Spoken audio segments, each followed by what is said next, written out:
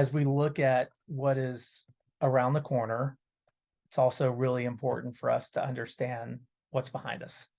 And so I'm going to start there to get to my answer.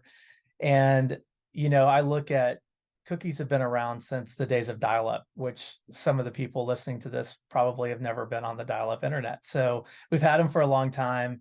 They were purpose-built for carts. They were not purpose-built for advertising. As they evolved, they immediately led to questions around what is consumer privacy, who controls it, who has the rights to privacy. And I think we've been in a long-standing battle between what we need as an industry in our minds to deliver on ad campaigns compared to what's right for consumers. But the good news is this isn't the first time that we've been faced with a no cookie problem. I kind of think back to the launch of the iPhone, and all of a sudden we have this application layer within mobile devices that doesn't support cookies. And everybody was like, oh my God, what are we going to do? We're never going to get out of this mess. How do we solve it? Well, the good news is this industry has a lot of really talented, smart people in it. And they looked for solutions to basically say, how do we get the signals that we need to advertisers and brands so that they can accomplish their goals in a medium where consumers are spending their time. Arguably, Apple probably really led the trend on privacy rights in our space. We've seen regulatory considerations follow with GDPR in Europe and other parts of the world. And I bring that up because those parts of the world have been operating the last 2 years without cookies. And so the good news is we have some signals, we have some information, and we have some insights.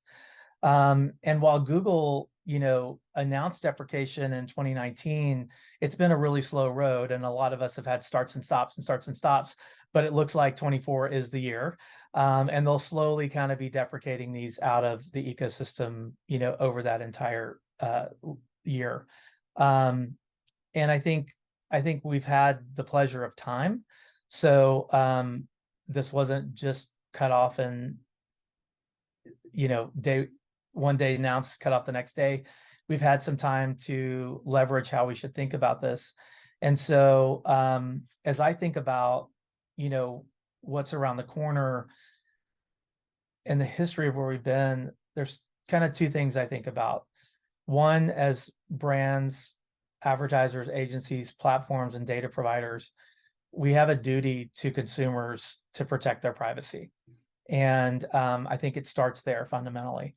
And from an Oracle perspective, we kind of look at it across multiple different strings of ways in which we can deliver very similar outcomes that brands expect from performance of historically cookies.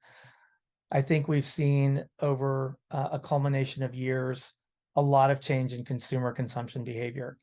We're continuing to see the use of browser time spent go down.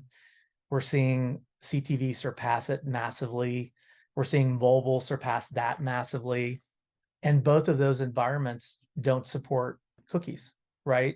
So the cookie environment is actually the one that's eroding, and the ones that don't are actually the ones that are growing. So the good news is we as advertisers and brands have been investing in those channels as well and are getting insights.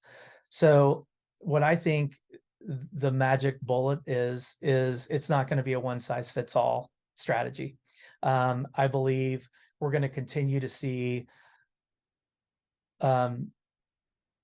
participants in the ecosystem create new identifiers. So there's going to be some form of fragmentation that we didn't have before. We're going to see things continue to be important around adding identifiers like IFAs to support CTV. We're going to continue to see MAIDs be a big part of what's going on because mobile consumption is still growing and time spent. And so if we want to reach consumers where they are, we've got to be able to navigate there. I also think reg-based solutions are going to be key. We've had a history with walled gardens. I think we might see more of them, whether it's a paywall or a login to access your social or streaming accounts. there's a lot of first party user data out there that's enabled brands and advertisers to reach consumers in a lot of different places. And then I think we're going to see this world of data collaboration really start to evolve over the next year or two, where it is really designed around how do I take information as a brand about my known customers and what other data and insights can I learn about them so I understand where to find more and how to capture them. And that can be through contextual signals, that could be through third-party audience-based signals coming through different types of identifiers. But I think that's going to be really important as agencies and brands to evolve and find that out. And then I think scale is going to change a little bit. Cookies probably provide a lot of scale for a lot of people. That's easy. It's a one button. I think that to get scale, it's going to be multiple buttons to push now. With the complexity of the identifier space coming out. But we're working with partners to support multiple identifiers. So how do we take what we've had living in maybe a third-party cookie world and move that over to a UID 2.0 environment, so that however that customer is being reached and whatever the identifier to facilitate that in a privacy and consented model, we can be there to support that and meet the needs of the agency and the brand.